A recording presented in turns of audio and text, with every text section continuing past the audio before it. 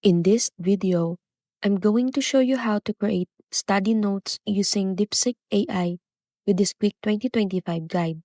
First, log into the DeepSeek website and open the chat.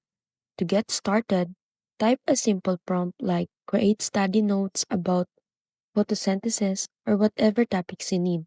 For better results, be specific. Say make it bullet points, make it super simple, or make it detailed for exam review. If you have a file like a PDF or lecture slides, you can upload it using attachment icon and ask DeepSeek to turn it into organized notes. You can also request different styles such as summarize, K-terms, definition, timelines, or review style notes. If something looks too long, just type shorten this. Make this easier to memorize or convert to flashcards. Once you're happy with the output, just copy the notes into your Google Docs, Notion, or Notebook app, and that's it.